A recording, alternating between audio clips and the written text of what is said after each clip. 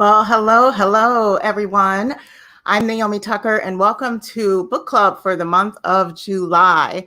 I trust that everyone is doing okay and that you're having a wonderful summer, soaking all this good sunshine and vitamin D. I definitely know that I've been doing that. So if you're here and it's your first time here at Book Club, we are here to empower you as an event professional to release your stress and overwhelm and embrace a life of intentional purpose. So even if you aren't an event professional and you plan events for your business, you are welcome here as well.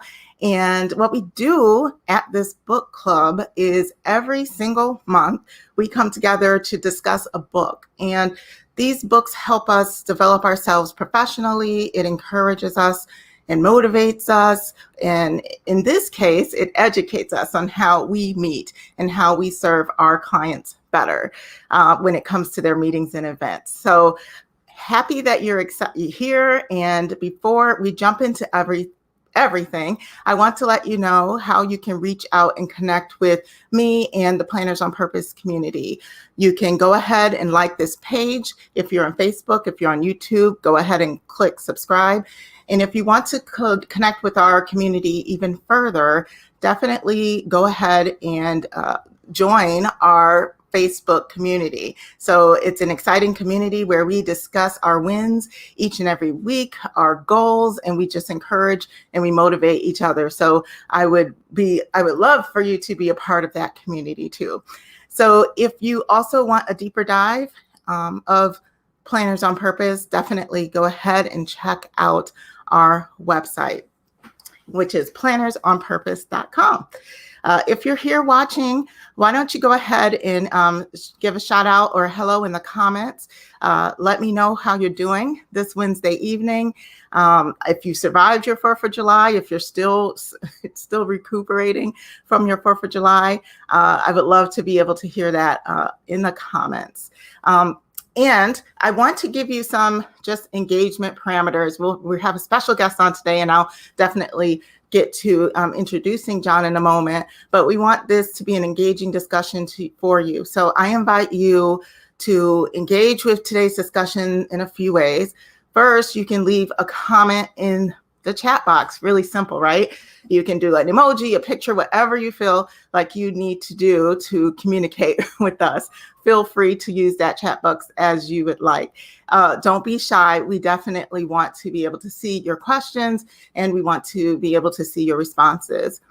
For those that are on Facebook, I will invite you to participate live via the invite link for StreamYard when we get to that point, and you'll see that link in the comments. So you are able to personally ask your question live of John, and we are doing this via StreamYard, so you may have to authorize it for your information if you haven't already, and that's just for us to see your comments, your faces, and names in the chat. So that is what we have. I wanted to go ahead and introduce you to our guest. So I will bring John on so that you are able to see him. Here we go. All right. So hello, John. Hey, I made it. You did. You made it. Thank you. I wanted to introduce you. This is a treat for me. John is a friend of mine. He's a veteran in the industry. He has his book, Engaging Virtual Meetings, which we'll be discussing today. He has over 35 years of virtual meetings experience, and he's put all his experiences into this must-have book that will ensure your meetings are engaging. So this book has helped turn on cameras. We always have some trouble with attendees turning on their cameras, and it saved many conferences. So if you're suffering from Zoom fatigue, or if you wish your attendees would turn on their cameras and turn on their energy, then this is a discussion you're going to want to listen to. So John, just a big hearty welcome to the Planners on Purpose Book Club. Thank you so much, Naomi. We met through MPI, Meetings Professionals International, many years ago. And this is the best part about the industry. It's about relationships, about staying connected together, even when we weren't even supposed to touch each other, right? We're planners. We found a way. Exactly. For those of you that don't know, John helped me through a board facilitation and a team building activity. He did such an amazing job. It was the best experience that I've ever had with a team. And yeah, thank you so much for that. And I'm glad that I met you then because we get to talk today.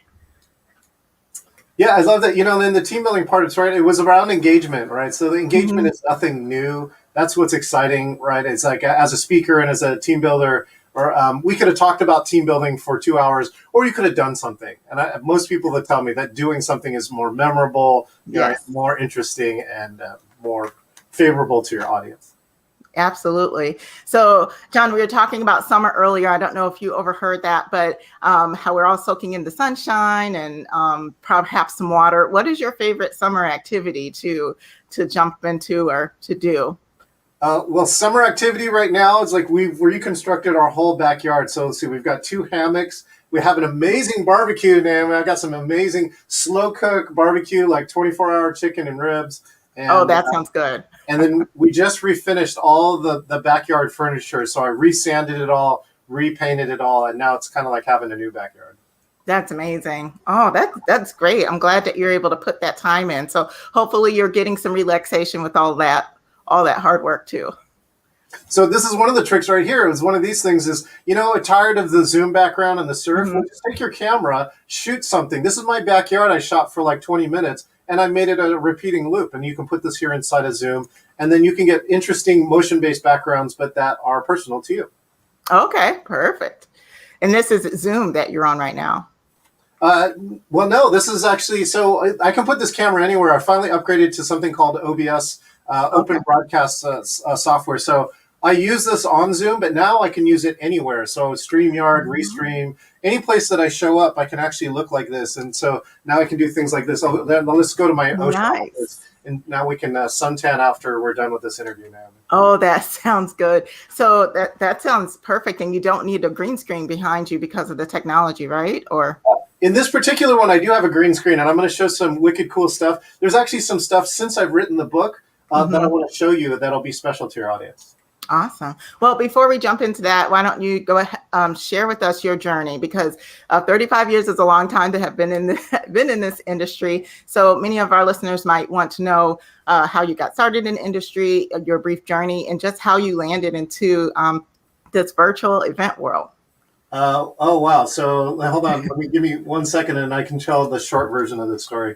Here we go. So one of the parts here is that I specialize in team building. So that's how Naomi and I met. I actually have also an FAA drone pilot. So I've been doing team building now for 24 years. And I have the notion of creating the largest number of large group photographs with team building events with a drone. So anyway, so that's what I used to do.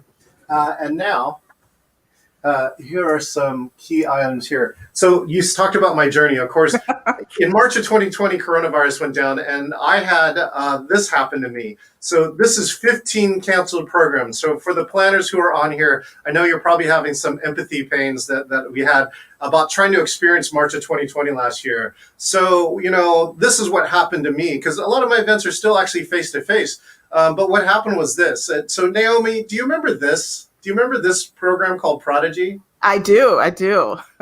So Naomi knows that this was actually one of the first graphical interfaces for an online meeting system. And so this is what I love to tell the kids, right? This is when modems made noise. So I was on Prodigy. So this means I've been meeting online for over 35 years. I've been looking at the dynamics and saying, what are we going to do with this? And so the key with it is that I had already written this book. This book is called 50 Digital Team Building Games. And I wrote it in 2011. And what I've been trying to tell Naomi is for people for years, I've been saying, hey, we could meet, we could build teams and relationships. We could save all the travel fares and you could have dinner with your kids at the end of the day. And everyone said, that's great, John, but here's a bunch of money and I will see you in Wisconsin. So until March of 2020. So what I did was my intuition said, hey, now that I have all this extra time, why don't I put on a program called Virtual Team Building? So this is a class I put out that was free. It was based on my experience, and I kind of gave it back to the world as a way to deal with coronavirus. Mm-hmm. And the key about it is that class went viral. Over 5,000 people took that class last year, Naomi. Wow. And so with that, I started sending out emails about the class saying people have taken this. And my publisher, which is John Wiley and Son, says, "Hey, John, that's great. Do you want to write your second book?" And for those who want to be authors, you should say, "Yeah, I want to do that." So I wrote the second book, and it actually took me 1/3 of the time. This book was on the ultimate rush. So in publishing time, I think I started in April or May, and it was available on the shelf by October. And in publishing time, that's like record fast. So anyways, I finished this book. It came out October 20th, and it hit the #1 list here on Amazon, the #1 hot new release list on Amazon when it came out. And so since then, I've been spending most of my time now, instead of doing team building, I still do some virtual team building, but the majority of my time is actually spent now designing, producing, and then sometimes speaking and emceeing at virtual programs. So that's a little short version about me. Oh gosh, amazing. So the book actually came, it was amazing that you're working on it while this pandemic was happening. So it was timing, right? Was so key. It's amazing. Yeah, it's one of those things that just kind of, to me, like I ask people, right? The pandemic sometimes gives you a gift. What's yours? Because mine is this book. And this book, I've been trying to get people online for years, and they just like, nope, no, we're not going to do that. We're going to be in person, blah, blah. And then, suddenly they didn't really have a choice. Right. And now people have experienced it. Now you've seen the other side, Naomi, right? Which is what I've been trying to tell people for years. It's like going, some people don't want to go back. Right. It's been an interesting split, right? How many want to go back and go back fully in person, and how many are embracing this virtual world. So what have you seen in your business, with how people are split between the two? Yeah, I have a lot of companies that are starting to come back, right? There's a lot of, apparently one of my friends is a chief of staff. So I'm helping with this cohort, so I'm getting to listen into some large companies' chief of staff, and there's a statistic that says that 45% of the people are thinking of leaving, or if their work forces them to come back to work full time, that they will quit. I have heard that. Right, yeah. That's one side, and then the other side, of course, like the events industry is like, we wanted to open up yesterday, right? We're like, come on, get those meetings in. Let's do this. And some clients are like that too. They are taking the opportunity to go, in person as soon as possible. They're using, I think, some of the key precautions, such as everyone's got to be vaccinated to do such a thing, and maybe even doing some other procedures on top of that, but I still think there's just a lot of unknowns. I think two things are in my favor, which is one is companies have recognized the economic impact of virtual meetings, right? When a lot of the majority of budget is spent on food, travel budget, and the hotel. Correct. Yeah. And you get a benefit for that, but now you see that you can actually achieve quite a bit without that. Companies, they may or may not like some of those aspects, but when they see that they're saving money, they're going to pay attention. And so. Right. So for myself, Naomi, I'm actually making the choice now that I'm going to stay on virtual as long as I can, because there's lots of other meeting planners around the world. And let me just tell you, I think many of you are way better than me as a meeting planner. And as a digital meeting planner, I don't know if there's very few people that have as much advantages as I do. So I think I'm better in this spot. And so that's why I'm going to stay here and see, is there enough business, for me to stay here longer than that. Yeah. And we need you there too, because there's just so many people organizations want to see how this can help them leverage their business, and this whole hybrid, right, fascination. What I've been seeing is some people want to go either in person or virtual, but none want to stay in the middle. And I feel like there's so much that can be leveraged by people staying in the middle and leveraging hybrid and leveraging those audiences that can't really get to those events normally. What do you think about that? Yeah, the hybrid is going to be big. And the key here is that you have to do hybrid right, I think. I think there's a lot of bad hybrid.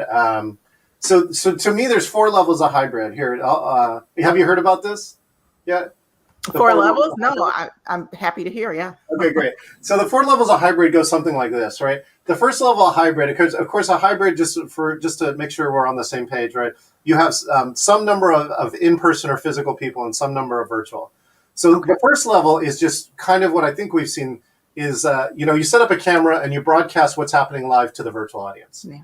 And we've seen that in the past. Now, it's not very engaging, but it's probably the easiest thing to do. You can put up one or more cameras and then show that. So I think that's one part. The second part, the second level is now where one or more person on either physical or virtual can interact with each other. So examples could be, as a virtual speaker, if you put me on a big screen and I get a camera back into the audience, then I can kind of see and interact to the group, right? Okay. The inverse is an in-person, right? Not just speaking from the room, which is actually really hard, but I have one location at least set up so if I can come up there, I could ask a question to the virtual audience and they can see and hear me clearly. Right? Yes. Okay. The third level is I think you know our good friend Tara Lashenko, right? Yes. From MPI. Tara Lashenko is a well-known MPI facilitator for board meetings, and she actually has, I think, some of the most hybrid experience. So in the level 3 is what she looked for was every single virtual and every single physical person could interact with each other. Mm-hmm.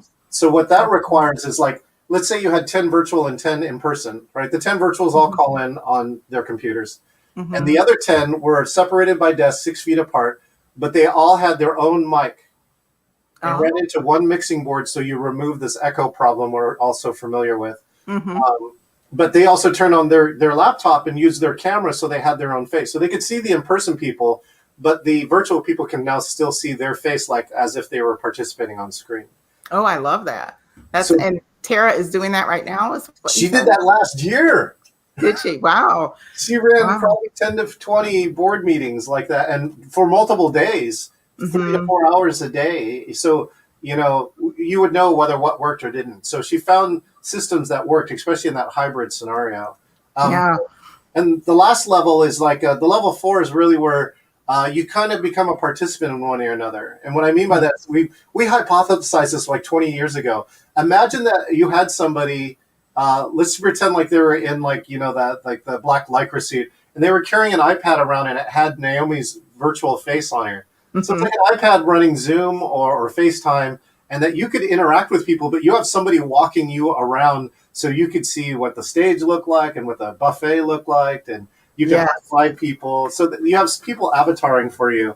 The other choice that we saw for that is like where you have a buddy system, like somebody who's attending in person agrees to take somebody virtual, like on an iPad or some device, and walk them through the event and kind of have them as another person. Yeah. So, I can see how hybrid is huge and it's going to be huge. We have a lot of people, though, are saying, oh, my gosh, it's just too much work or it's double the cost. How do you combat those type of, objections that some of our clients have? Well, number one is I did my first hybrid event last week, and it was a learning lesson, let me tell you. Some of the ideas are right, and of course, some of the ideas are challenges, but it was for an award show. One of the things that I think that has happened is that there's this unique phenomenon that is now created. So number one is down here at the bottom, Naomi, is you run your own Zoom. It doesn't really cost anything, or maybe, $20 a month to get your Zoom account, right? And then remember long ago, if you wanted to start live streaming, it was kind of like in this $100,000 level, right? You had to get production cameras, you had to get production grade stuff, and so forth and so on. Yeah. But there's really emerged this middle spot where for less than that, right, somewhere in between, you can really create something. And so basically with my computer and 8 iPads and iPhones, I created an 8-camera setup. Okay. Wow. So I had the ability to mix kind of like an Academy Award style show using maybe $3,000 worth of equipment. Maybe now 4. everyone has to see your setup, John. You have to show everyone how this looks. Hold on. So here we go. Look at that. This is the key part of the setup. There's actually, here, let me lower this camera for a second. 6 screens, right? So there are 6 screens on side this setup. There's an iPad in front of me so we can actually play music. I have an iPhone to the left of me. I'm actually watching your live stream on my phone. And then I have 6 laptops on the side here, which I can use for a variety of things. I actually I've been in 6 breakout sessions at the same time and recorded them all separately. Wow. So how do you keep it all straight? What is the secret to keeping it all straight? 6 breakout rooms, multiple things going on, watching live stream on your other phone. How do you stay sane? I have the tip I have is what I call screen mapping, right? And screen mapping is basically the meetings planner's guide to where do you put stuff. And Hmm. so as I develop systems, I always put something somewhere.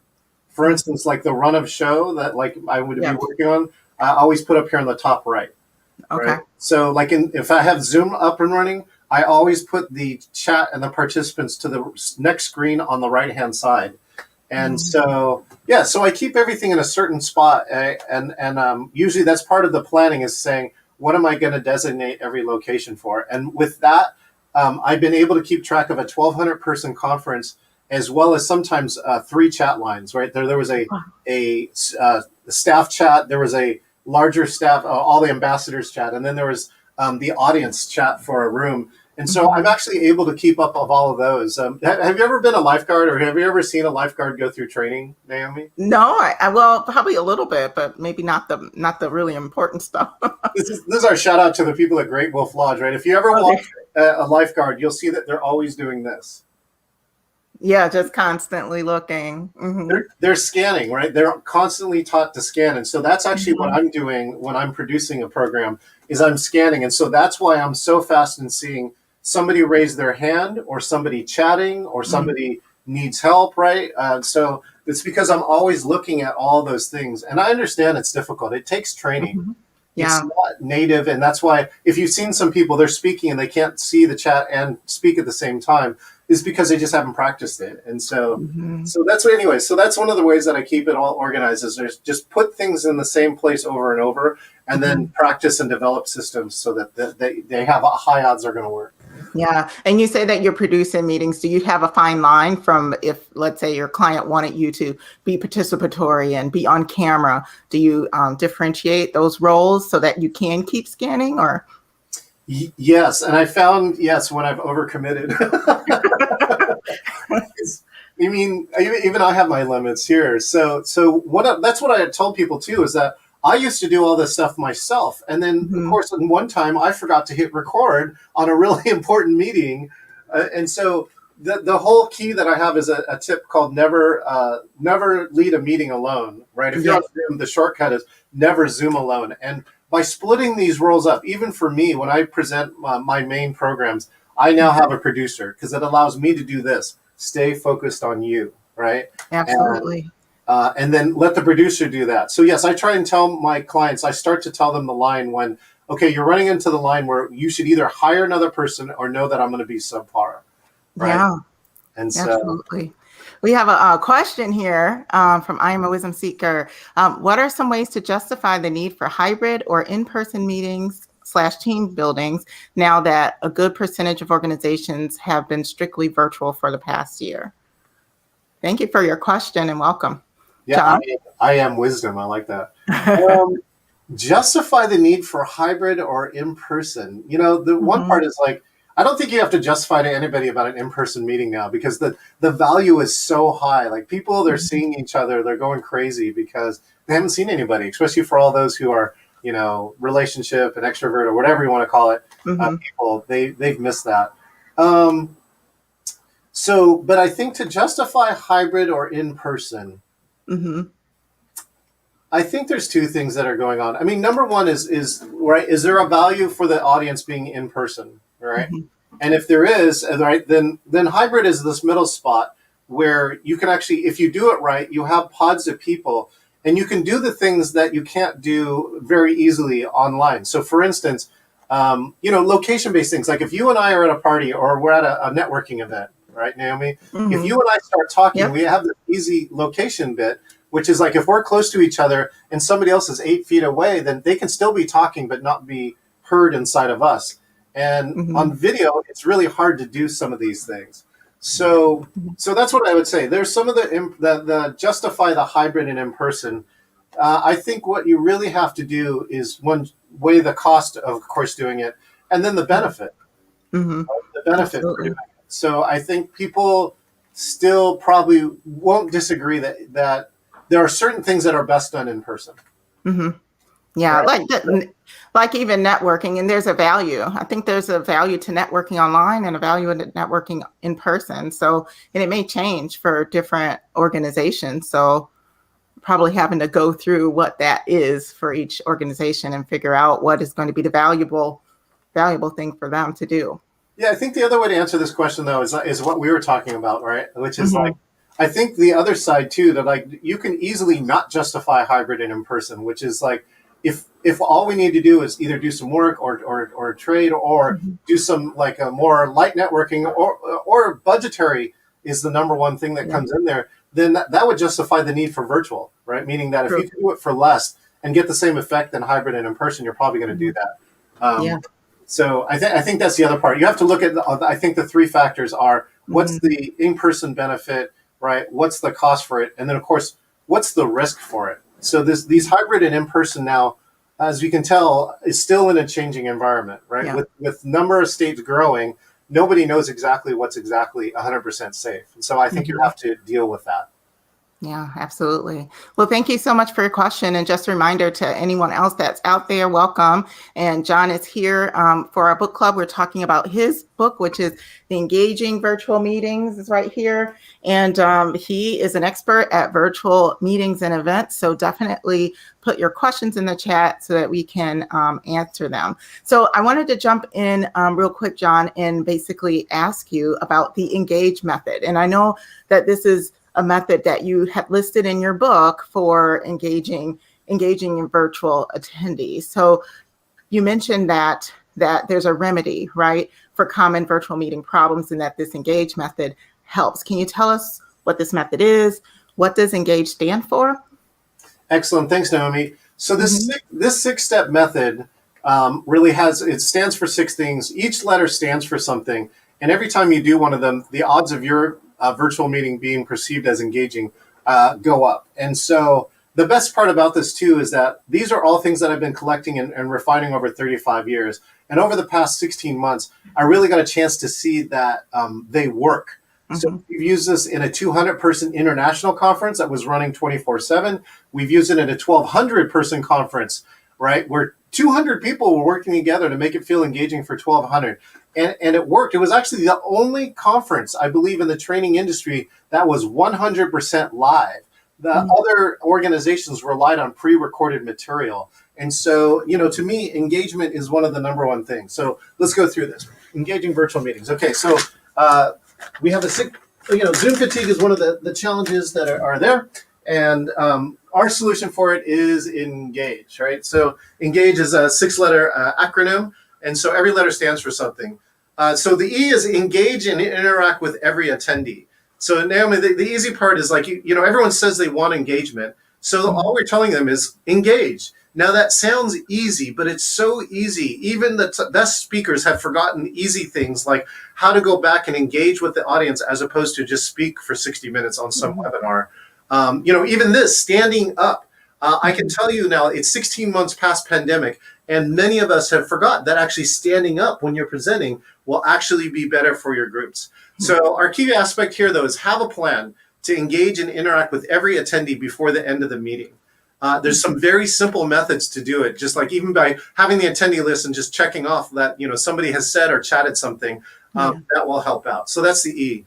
Right. The next one is this overwhelmed host, right? So I told you I started running meetings. So here's all the things I have to do to run a meeting. I have to write the marketing, write the registration, set up the Zoom room, set up the security, keep track of engaging with every person, record a stream to Facebook Live, share the slide deck, chat to attendees while presenting. And I got to set up and run the breakout rooms, and then I got to set the chat logs and the video to everyone. And at the end of that, I'm exhausted. I don't know about you. And so it sounds exhausting. You're exhausted just listening to it. Right? Yeah. So the key here is that the N stands for never lead a meeting alone. And so, the first thing that you can do is offload some of this to a producer.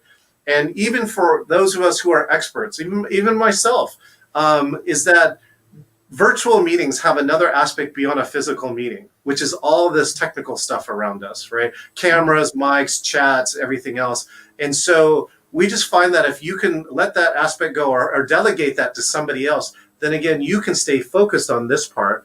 One of my best examples is I had a person in a BNI meeting. BNI is like the referral network. You meet and give business referrals. And she came back and she says, I have not been able to get my meeting to end on time since March, which was March of 2020, the pandemic. And they went virtual at the time. And so I listened to her and I gave her this tip, never lead a meeting alone. She came back next week and she said, "Oh my gosh, John, you're not going to believe this. I finally got my meeting to end on time." I'm like, "That's fantastic." But of course she goes, "But wait, there's more." She goes, I put back in 18 minutes of content I threw out trying to make it on time, and I still ended on time. I'm like, "That's fabulous. How did you do it?" She goes, "John, I didn't get one person. I got two." So she got two people. They're helping to do things. They're admitting people. They're chatting. They're muting people. Whatever it is, right? So she could actually, as the presenter of the meeting, stay focused on leading the meeting. And then the side benefit is that she's going to give up this leadership role in 4 months. She has two people now who are trained Yes. to do this for next year. Exactly. Right? Succession planning industry. Yes, I love it.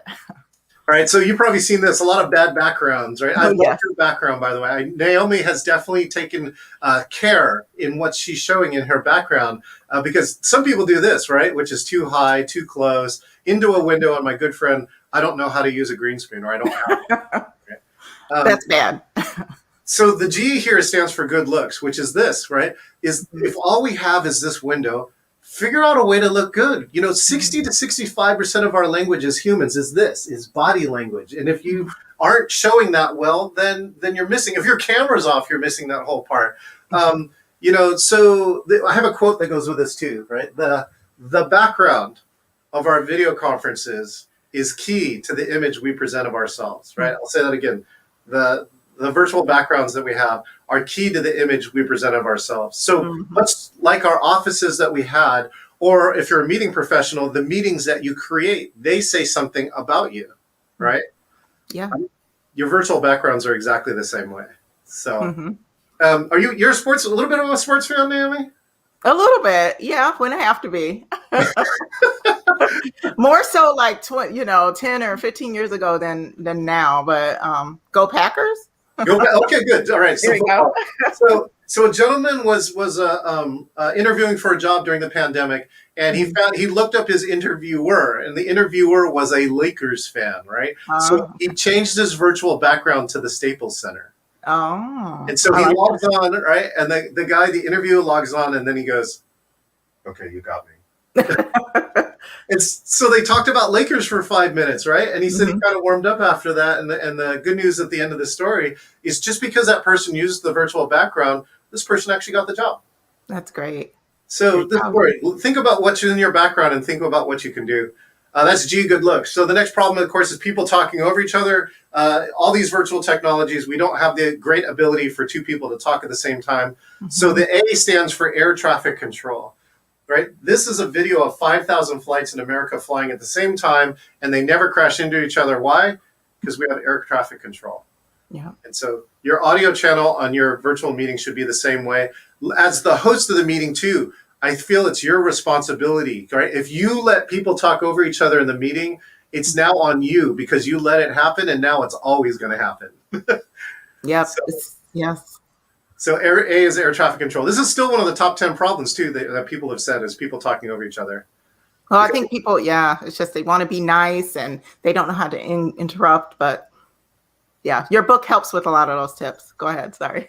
Yeah, and that's exactly it here. Like when I'm working on presentations, like in a conference, I always look at the transitions. Like, how do we hand off? So how do I know that Naomi's done talking and she's going to hand off to me? When it's a large audience, I make sure that people have some kind of communication system like, okay, now back to you, Naomi, right? Right. There we go. So, okay, one of the problems was working online. So I had 7 PhDs in March of 2020 trying to make a decision in a virtual meeting about their students at this college. And in an hour, they said they could not make the decision. Why? Because they had no practice in virtual meetings and they had no systems for making decisions on virtual meetings. So the G in engage is get productive with virtual tools. So there are a number of tools. In fact, I just taught, you're going to be proud of this, Naomi. Last week, I taught my first 12-person BIPOC virtual producer course. Oh, wow. I think I saw that. That's amazing. It is amazing. And even people at the beginning of the class going, what do I need to know so much about Zoom? I think I got it.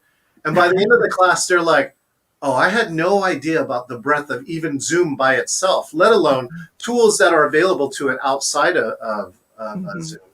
And so, yeah, so G is get productive with virtual tools. Figure out the right tool for the right job. And this last piece, for the right audience. And when I mean the right audience, don't give an advanced tool to an audience that just got on Zoom, right? Let them find ways for them to be successful and try out tools before they have to use them for real work, right? Mm-hmm. Okay, last letter.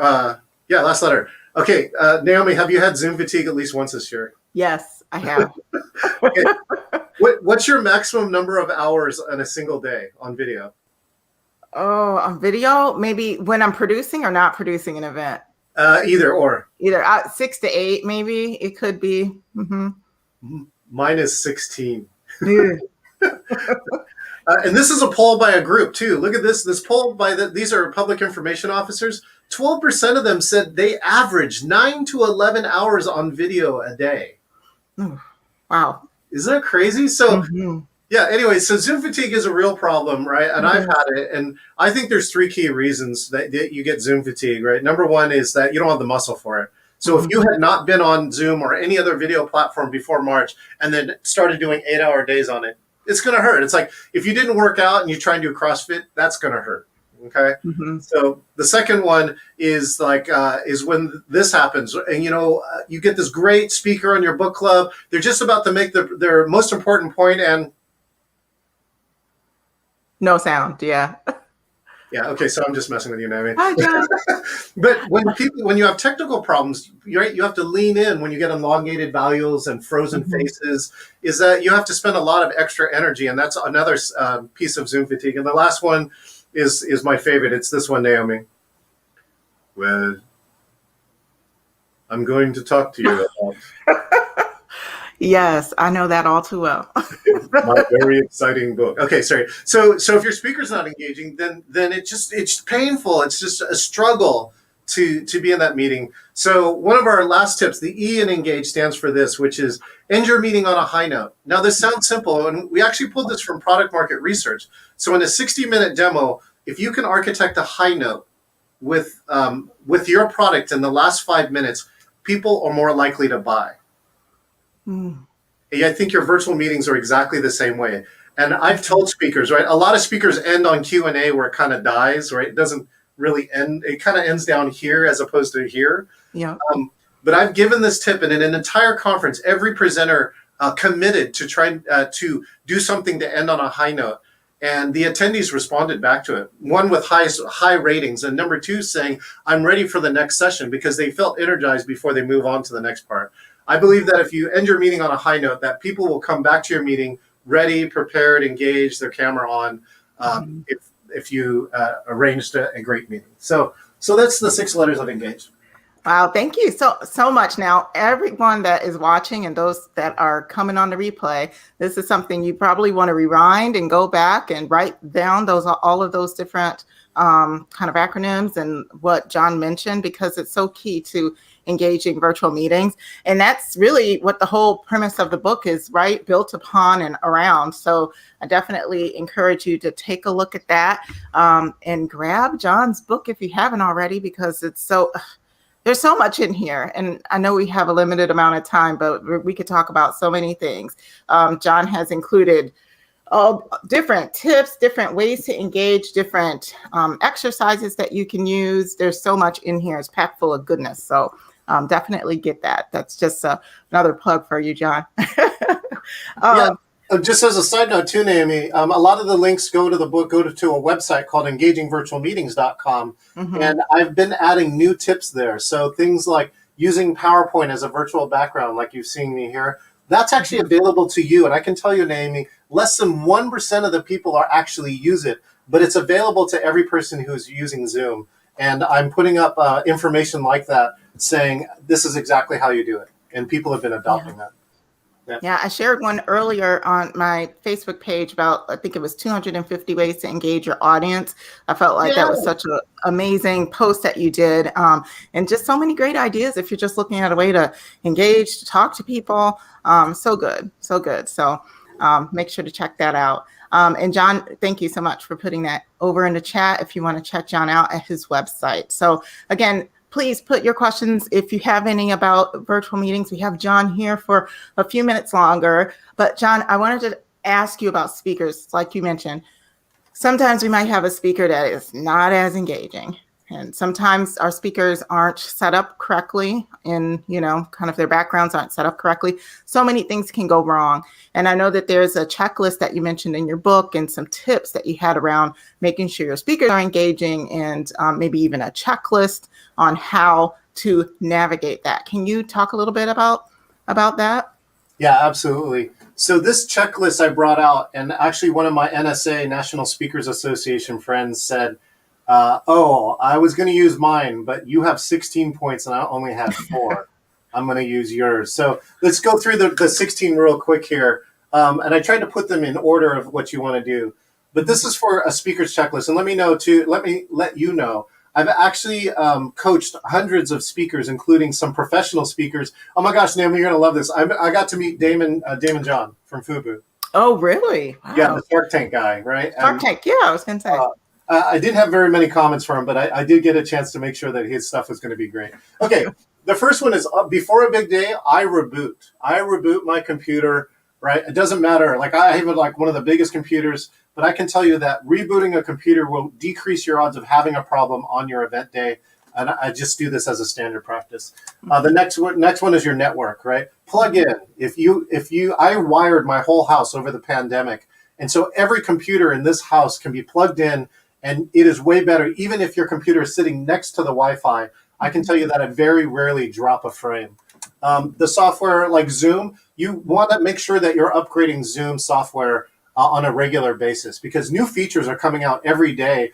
In fact, I subscribe now to Zoom's blog, and they tell me in the release notes when it's coming out. And, like in this last release notes, Naomi, did you know that it supports pronouns? You can actually put your pronouns in a section on Zoom. Oh, no, that's cool. So cool and things. Multiple screens, right? If you have the ability to have multiple screens, get them because even the second screen will give you 30 to 40% improvement in productivity. And I can tell you that people have gone to multiple screens now can't operate on one. So look for where your screens are. And I can tell you too, iPads and iPhones count as a screen. It will help you as a speaker so that, for instance, if you're speaking and you got to look at the chat, right, then have them up on the same screens as opposed to trying to flip around and find them. Have great speakers or headphones. I prefer speakers. So like right now, I don't have headphones on. I don't like to wear them all day. So right now, I'm actually listening to Naomi through a 600-watt speaker system. Ooh, I have made it. She's got the bass. The microphone is, I think, one of the most important aspects. I give 2 links to microphones that I have used in the pandemic that I have gotten remarks saying, you sound the best out of anybody I've heard in this conference. And so your microphone means a lot, right? If you hear somebody and it sounds like you're in a bathroom or it sounds like it's tinny, all you hear is the high pitch. That's what, especially as a speaker, that's what people have to listen to. Somebody said your audio quality counts for 75% of your presentation. Wow. So that's why you should take care of your mic, right? Cameras right here. So I've actually switched now. This is an iPhone 4, and it's amazing. It's a 4K camera. It's actually done a lot. But you've got to have a right camera, and more importantly, have it in the right part. I've seen a lot of cameras aimed at the ceiling, right, or aimed straight down. Those are all things that either you're looking up or down at the audience. Neither one is good for the audience or you. Lighting, right? So especially if you have daytime lighting and it comes through, it's going to change. So I ask people, what time is it now and what time are they presenting at? And will something change? Can you set it up where you can actually close the curtain so you can control that? Good look. So we're just, wear some better clothes. You don't have to go in yoga pants anymore. I actually have gotten into a suit for some conferences and not said anything, and people have actually noticed, right? What do you tell a speaker when, you need them to alter their appearance? I let them know. You know what? The best part of that I do is I give it as a suggestion, Naomi. Like, for instance, like if it was a superhero theme, I would ask you, do you have a cape around, right? And if you don't, it's fine, right. But it would be cool because, a speaker Y is also getting a cape. And so the two of you could become a superhero. So things like that, right? Yes. And it is hard. I mean, I do, though, I have to try really hard to try and figure out how can I give that advice to somebody without offending them. Does that make sense? And a lot of times I can tell them this, right? I think if you'll do this, you'll look better to the audience. Okay. Most of the time people are like, oh, okay, I'm on that. Yeah, I like that. So fix your background, whether it's putting physical objects or a virtual background. Mhm. I specialize in making these video based backgrounds, but do something with that to make sure that looks and supports you and your Mhm. brand. So many people are missing the opportunity, like they're not putting their company's logo, somewhere in the background or their book or whatever it is they have, and they should. Ice Speaking of, water. This is a great tip too. I don't know. Do you know somebody named Roger Love, Naomi? no, it sounds familiar. So Roger Love is a voice coach, and he's been the voice coach to Tony Robbins and Aerosmith and many other people. And one Mhm. of the key things he says is have ice water around.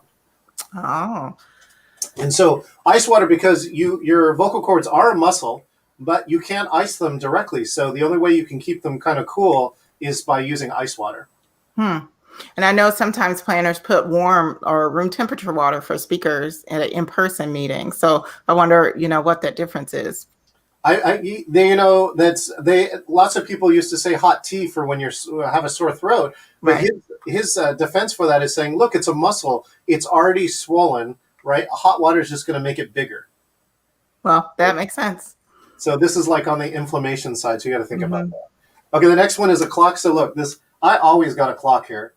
I can change time zones, and it is always here because I run my meetings to the minute as much as possible. I'm trying to do my job, which is if I'm speaking to end exactly on time.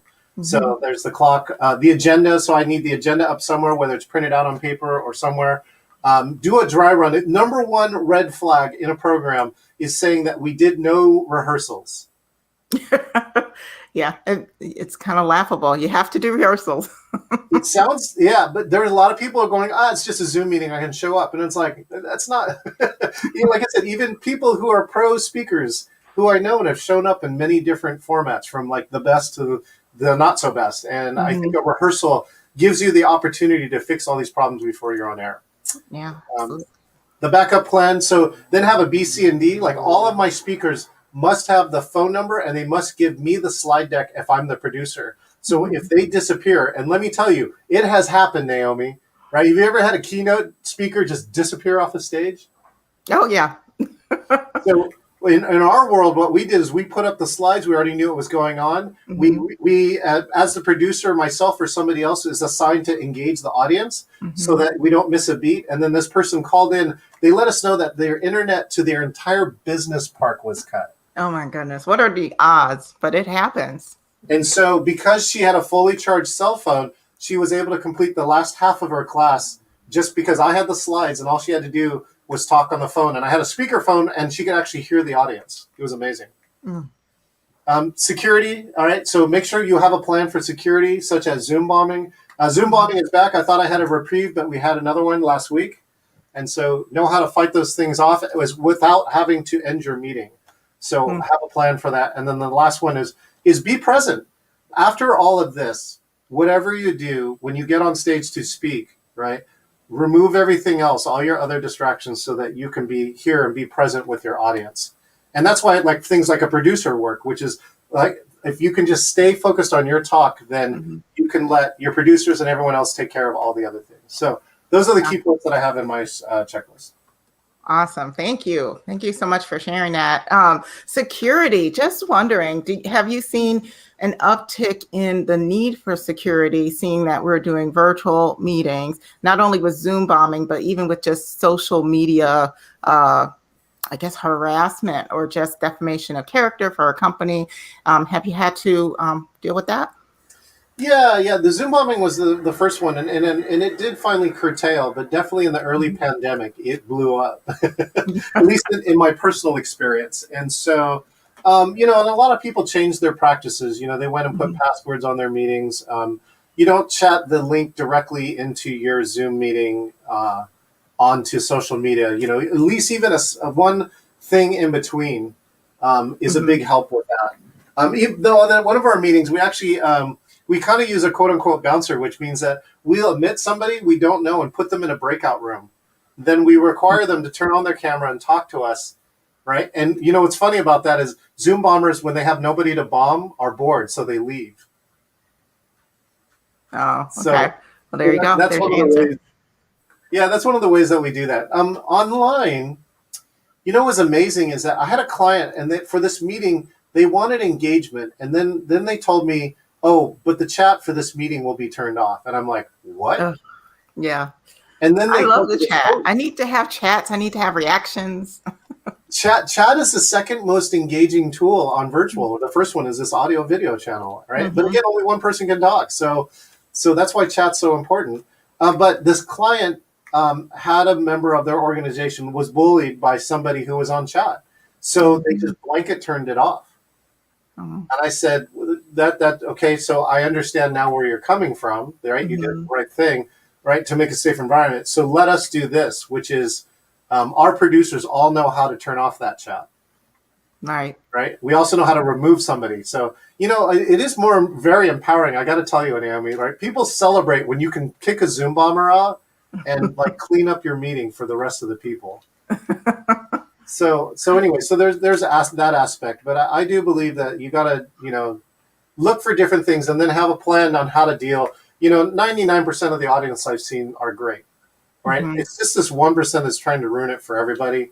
But I think if you have a plan for them, then again, you have a meeting that will go back on point, as opposed to a meeting that gets onto under the press and becomes like, a cat meme for the week. Yeah. Well, speaking of engagement, we've seen where people participate in the chat, they don't participate in the chat. Sometimes it can be really hard to get people to put your question in there, go ahead and chat and react to what's happening at an event. So I know in your book you talk about 5 factors that are important for teams and how a meeting performs. Can you go over those 5 factors and just tell us why they're so important? Because there's a certain level of safety that attendees need in order to feel as though they are able to engage. I would love to hear from you more on that. Well, it's funny too, Naomi, because I created a class with this. Like I do a whole hour on this piece. And now to me, I think it's becoming almost more important than engage, the 6 things I showed you beforehand, because the challenges people are having are around this engagement. And even when people are technically capable, right, if they don't turn on their cameras, they're losing all this capability that they're possible to have. And so the backstory behind this is that Google, our good friends at Google, did 18 months on research, and they just said, what is in common with the highest performing teams at Google? And it turned into a project known as Project Aristotle. So you can look it up, Project Aristotle, Google, and you'll find all the research exercises. They have a lot of resources. I thought was great around it. But first they're saying, what is it? Is it the composition of the team? Is it who your manager is? Is it how much, the equipment that we give you? Is it the building that we put you in? Is it any of those things? And in the end, they found in their research that it said the answer is no. Because you can have this wildly precise team, right? They make deadlines, they make all their milestones, they end on time. And they're a high-performing team. Because there's this other team over here that's a little wild, a little crazy, but they have the best out-of-the-box ideas, and sometimes they develop something that's like, game changer. Right. And they're saying, what do those 2 teams have in common? And so for anybody who's online, you can try and guess, but here, I'll give you the ones that I have here. And so... There you go. So here are the 6, right? So the 5th is impact, that team members think their work matters and create change. I think this is great too. For anybody who's a manager or any other piece like that, is listen to these 5 things. I think they're just really important. Team members think their work matters and create change. Number 4, meaning. Work is personally important to the team members. Number 3, structure and clarity. That team members have clear roles, plans, and goals. Sound familiar?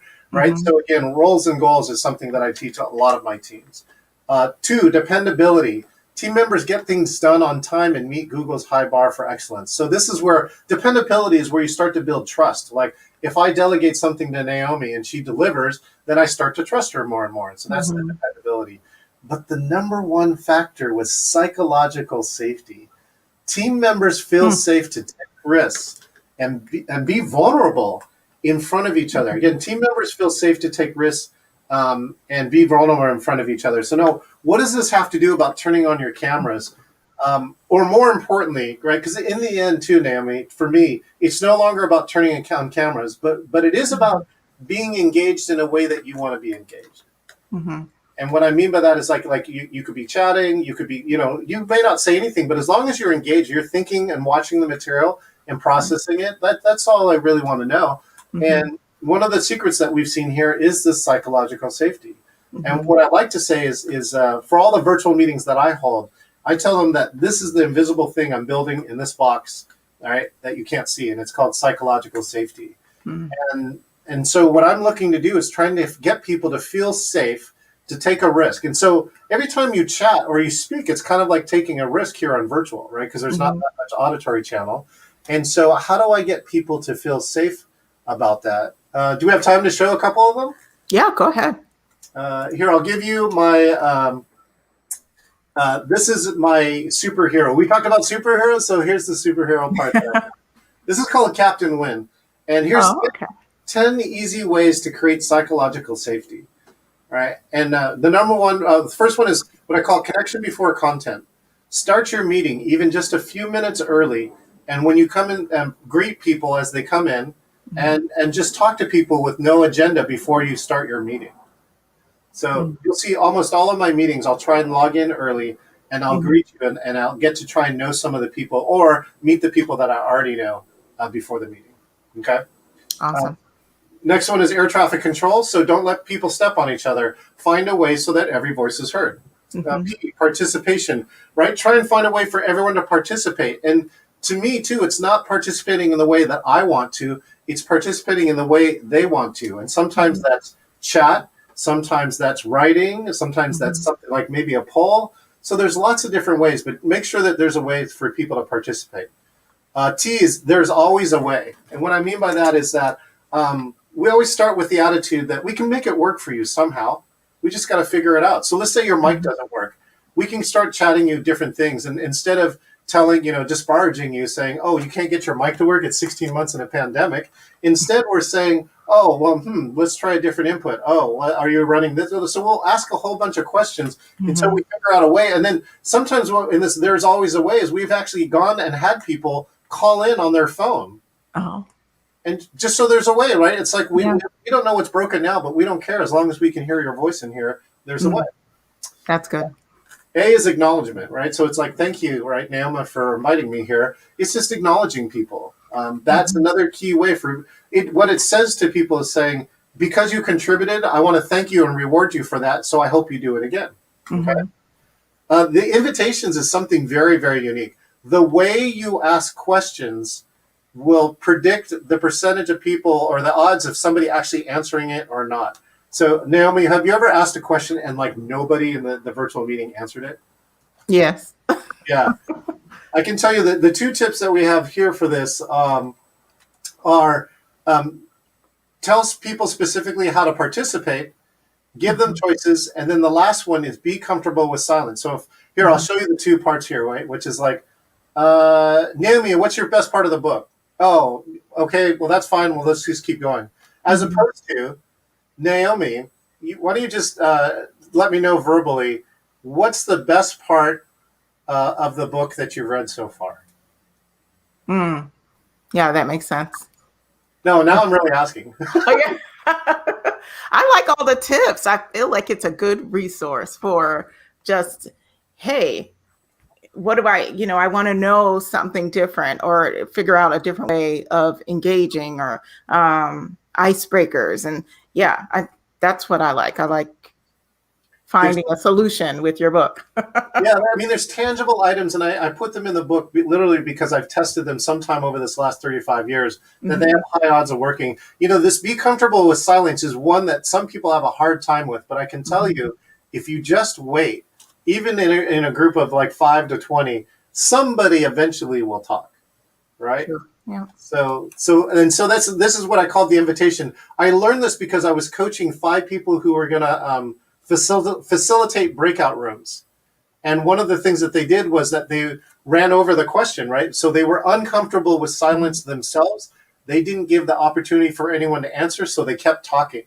And I had to try and untrain them to do it. And it turned out that we had some of the most successful breakout groups because of that.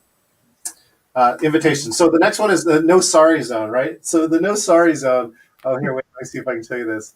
We developed this last year, which is I'm sorry is not necessary because we're all doing the best we can. Oh, I like that. in all of my virtual meetings, right, we have a no sorry zone. This has spread so much that all my attendees in my regular meetings, when they hear somebody say sorry, go, oh, this is a no sorry zone. Mm. Right? And it just gives people permission to not have to apologize all the time that they're doing something wrong here on virtual, right? We're all doing the best we can. Exactly. The W is welcoming, so it's just saying hello, Naomi, right? I is impactful. I hope that one thing that I've done here, right, has made an impact for somebody who listened to this. And then just use people's names. It sounds simple, but just using somebody's names, right? You have the tag there. Use their names. So saying it, thank you, Naomi, for that. Oh, thank you, George. Hello, Frida. Or I'm A wisdom seeker. Right? Yes. So anyway, so those are the 5 things. And there's a psychological safety. Yeah. Watch for this. See if you can gauge, do you have psychological safety in this meeting or not? And if you don't, it's most likely because you don't have one of these things. Awesome. Wow. Thank you. I think that you've given everyone so many things to consider, and I just appreciate you being here. Can you tell me, John, what's next for you? I mean, you said you're working on an upcoming project. I would like to know what you're working on. Is it a new book, or what's going to be in John's future? Oh, well, thank you, Naomi. Number one is, I'm making a commitment to stay here. So I'm going to work on improving virtual and making it even more engaging. And that's really the keys, because right now, what am I working on now is like these screen transitions, like all these things that you're seeing here are all things that I'm working on to, show different views of what's possible, right? Oh, yeah, because look, what's possible with this? Watch this, Naomi. I just got finished this one. So now I can actually do this. So when you see my future presentations, soon I'm going to be able to do this. Oh my goodness. Right? Who have you seen? Like, maybe you've seen this much of most people, right? Or maybe this much. But now here, I actually going to be able to walk around and then change this background, but make it look like that I'm interacting with it. And that's really one of the innovations that I'm working on. I can credit Jim Carroll as a person who has inspired me. He's way ahead of me in terms of learning how to do this. But again, now I finally have gotten the things together to do that. The other piece that I'm doing here, Naomi, is that I have a great conference. And everybody who's listening actually can get a free ticket to this conference. October 19th through 23, I'm going to have the Engaging Virtual Meetings Conference 2.0. So there is a paid ticket into the front, but there's also a free ticket to watch it on Facebook in our Facebook group. And let me tell you, we're going to have 9 total speakers that will tell you the next level of virtual. And we're going to discuss and show examples of hybrid and many of the other things. Many of this is going to change by the time October hits. Wow. So that one's a hybrid event, John. Yes? I'm not sure yet. We're looking at it because we have some very strong partners in some cities, but we haven't decided to make it hybrid yet. Right now, it is definitely going to be virtual. Okay. We definitely have some things that we're talking to. One of the ways that we might make it hybrid is that we have a potential studio. So do you know them? Have you ever watched The Mandalorian, Baby Yoda? Oh, yes. I'm all about that. Yeah. So one of the technologies they use is they don't use green screens. They use what's called an LED wall. And so that's how they make you look like you're on a planet, is by making a movie and playing it on the LED wall, and then you look like you're there. And so they've actually have one now here near Seattle. And they had a potential idea that we might actually host the conference from that space. Awesome. Wow. So that's a lot. So is that all? The conference is definitely a big thing. I am in the process of writing my second book. It'll probably come out in 2022. But I do believe it's going to be around this psychological safety aspect. Right now, it's transformed into a 1-hour class that I teach once every 2 months, and it's called Turn on the Damn Camera. Well, wouldn't that be your third book, though, or no? Yeah, I guess that would. Yes, that would be my third book, second in this series. Okay. But, so those are some of the elements that I'm working on. And then right now, what I'm working on is there are a lot of big conferences. Actually, the next big conference I'll be working on is Training Magazine's Tech Learn. And we did Training Magazine's February conference. That was 1,200 people. And it was one of the top in the training industry. And if you are looking for a conference to see some of the best virtual speakers, especially in the training field, they're all going to be here at TechLearn. So awesome. Well, that sounds like a lot. I'm excited for this October conference. Don't forget to put the link in the chat. Other than that, why don't you remind everyone on how they can find and work with you? That would be awesome. Yeah, you can go to engagingvirtualmeetings.com. Oh, by the way, the checklist that I showed you, there's a form out there. So if you put it on there, that will contact directly to me and just let me know if you have a question. And you can go get that checklist. We also have video signs. So kind of like these little heart signs, we have 8.5 by 11 versions of signs that are there. They're free. So you can download them and add another aspect to at least even your virtual attendance. So yeah, everything's on that website, engagingvirtualmeetings.com. We also have a great Facebook group that I believe Naomi is a member of. We have 1,100 members. We crossed over 1,100 this week. That's awesome. And so these are all people that are really passionate about virtual meetings, and they're posting the latest Zoom updates. They're asking questions, and more importantly, other people are answering questions, so you can get multiple points of views, not just mine. Yeah, I feel like that particular group is where I get a lot of the changes that are happening on Zoom. So I just appreciate you having it and posting all the updates there. It's been great to have a good resource for everyone. Thank you, Naomi. Yeah. Thank you. Well, John, I appreciate you being here. Thank you so much, my friend. And hopefully we will be able to connect and collaborate again on another book club with your upcoming book or something shortly coming up. So thank you so very much. I appreciate you taking the time and have a wonderful night. Remember to engage, everyone. Thank you so much, Naomi, for the opportunity. I appreciate you. Thank you. So I'll go ahead and just wrap us up here. I just hope you enjoyed this discussion tonight. Thank you so much. Before I head out, I wanted to let everyone know about upcoming books. So on Wednesday, August 4th, we are going to be talking about You Are a Badass with Jan Sincero. So excited for that book. A lot of people have said that they've read it. So sure, we'll have a really great discussion around that. And then Wednesday, September 8th, that book will be The Culture Code, The Secret of Highly Successful Groups. So that will be Daniel Coyle. So make sure to go ahead and get those books ready to go. Do whatever you need to do to come to the next book club with those books. And then finally, this month, we're launching our first ever 5-day productivity challenge. In this challenge, we're going to be getting some quick and easy ways to release stress so that that work doesn't pile up on us and we're able to work with that a little bit better. So finding unique ways to be more productive is just what you'll need to get through this next busy season because it is coming. So if you want to join me in the challenge, I'll put the link to the sign up in the chat. But until then, I appreciate you all being here and we'll talk to you next time. So thank you.